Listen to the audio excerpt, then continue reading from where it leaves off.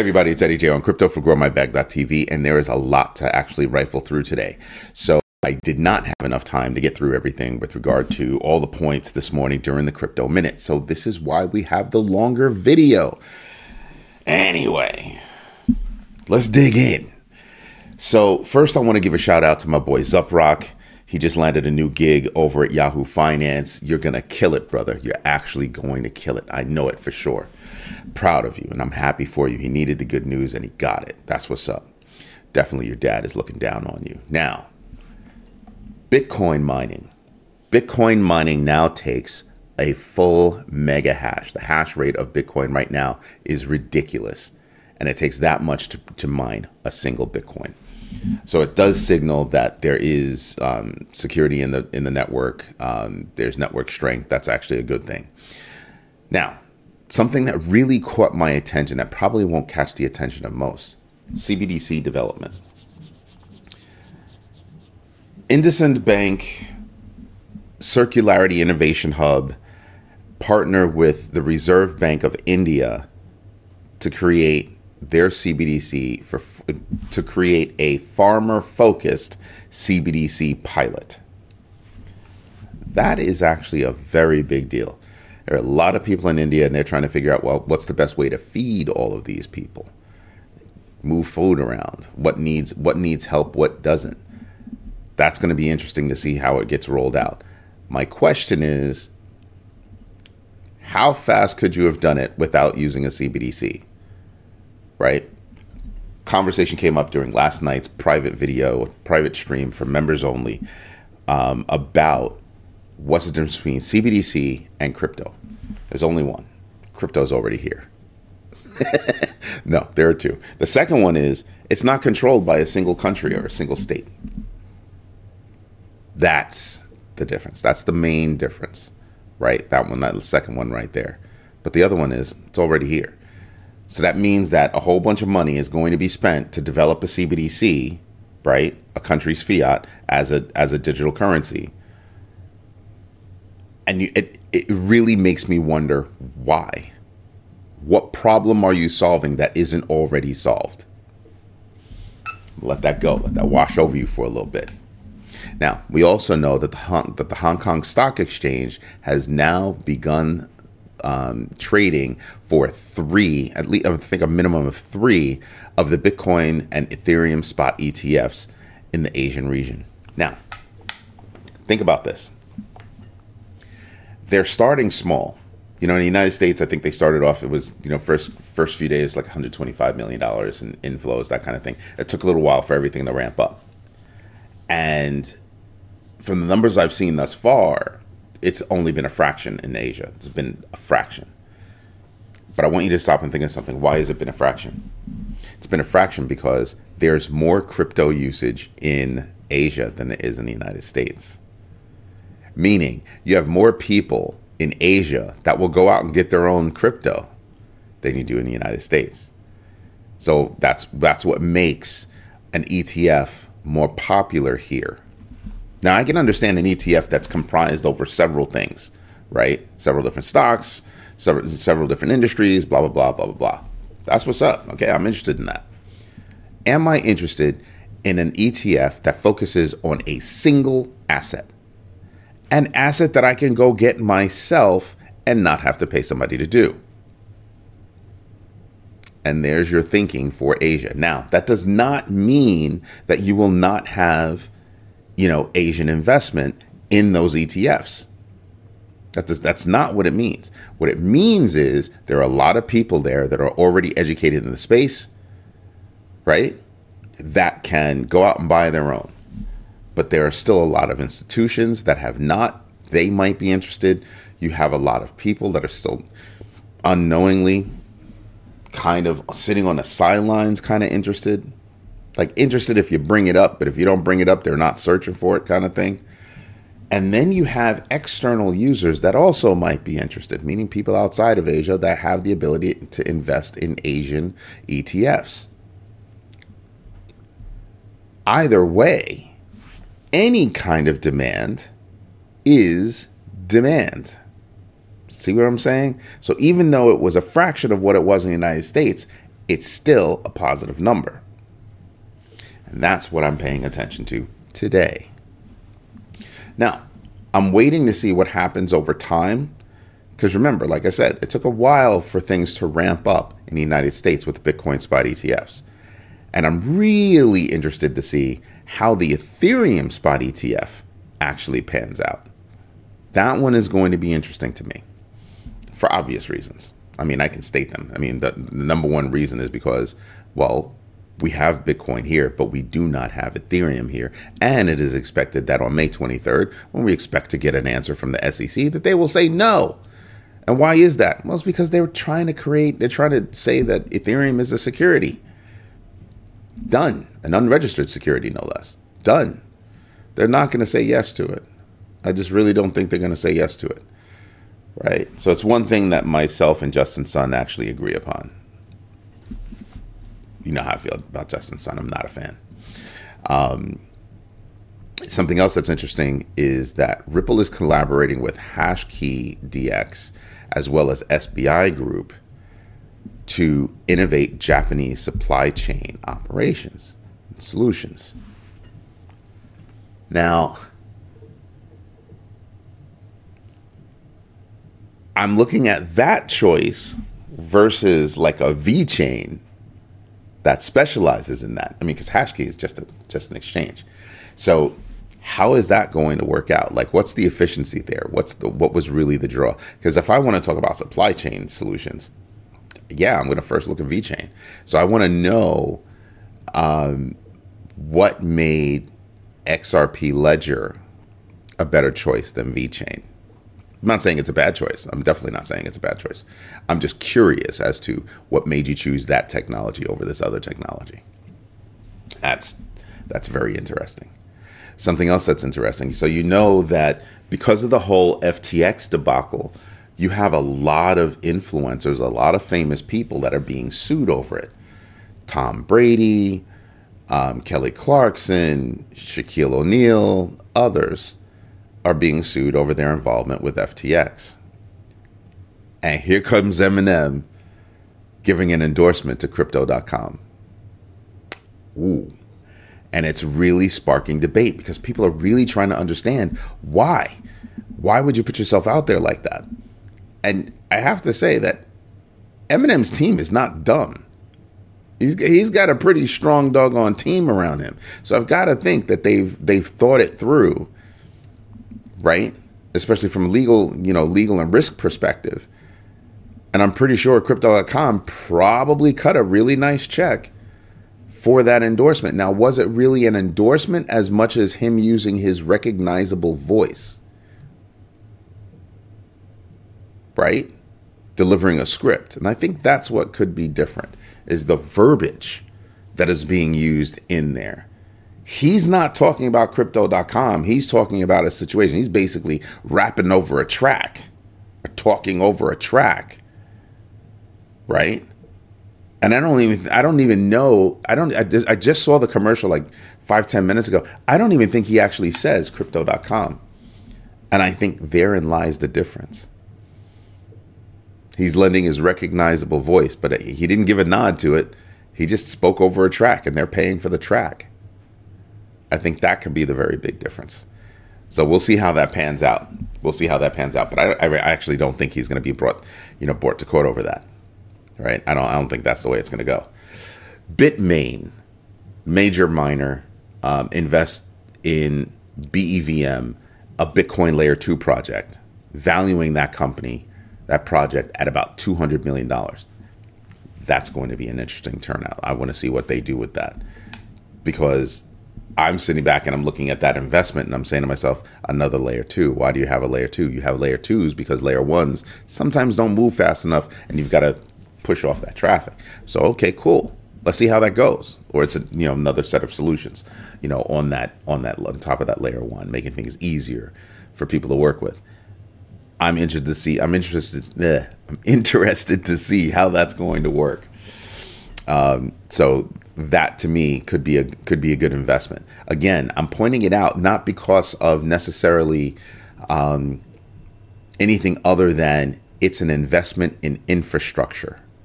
It's an investment in the growth, the foundational growth of the crypto space. That means organizations, companies are looking at everything down the road and saying, we need to prepare. We need to prepare. That's what they're doing. That's why that keyed in on me. Something else I keyed in on. Listen here. So we all know that Poloniex got hacked a few months ago. I covered the story a few months ago. You can go look it up. It's not a big deal. But $32 million stemming from that hack has now been moved by the hacker or hackers from one wallet into 3 wallets. And it's usually a sign that, hey, we're about to go try to mix this so that we can get at that money. And that's what they're doing. That seems like that's what they're doing. And that is going to be a very big deal, because that means they're skipping away with a lot of cash. A lot of cash. And I'm pretty sure that's not even all of it. So just saying, they wouldn't have to wash all of it. They could wash some of it. And they're going to send it off to a mixer. The mixer will do its thing. And then they'll have a whole lot of money that just lands in their pockets. Very interesting. There are technologies out there. There was a movie out a while ago where it showed how, you know, all of this money was dispersed into many different accounts. Like, when I say many, I mean many, many. And then they could click a button and have all that money go back into another account. Yeah, I think it was with Halle Berry and John Travolta. I can't remember the name of it. Probably watch it again later. It's a good movie. And Hugh Jackman. So three huge people in there. Something else that's going on. Bitcoin has been having a problem maintaining itself above 65,000. Now I want you to ask me if I'm upset about that. I'm not. Not at all.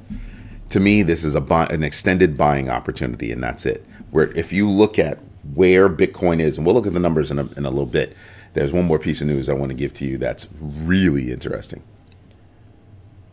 If you look at the space that we're trading in right now, it's consolidated. We're bouncing laterally within a certain range. It's a wider range than normal, but not really. It's about the same range as normal. But we're bouncing around this range. We're back within my blue bands, and I'll show you in a little bit. But I want to bring you this other piece of news.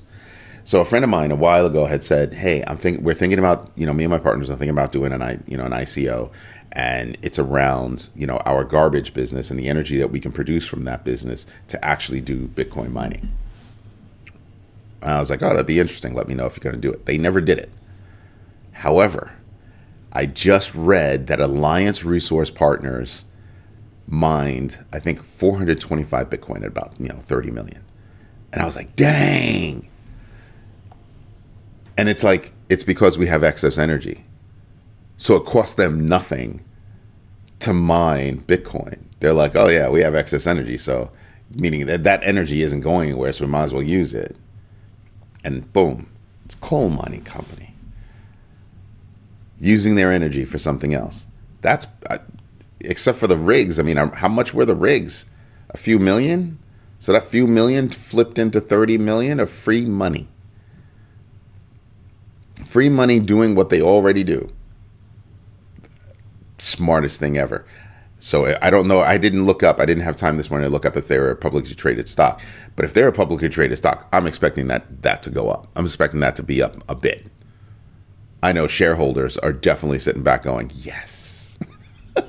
Yes. Good move. Very good move.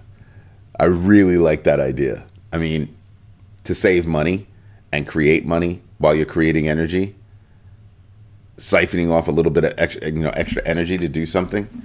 Yeah, I'm not mad about that. Not mad about that at all. That's efficiency. Anyway, you know what we should do? We should get into the numbers. That's what we should do.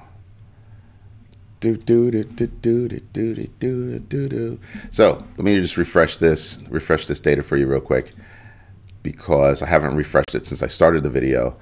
But this whole side is nothing but losers. Nothing but losers. And I want you to pay attention to, cat in a dog's world, down. It's 63% off its high. It's a brand new meme.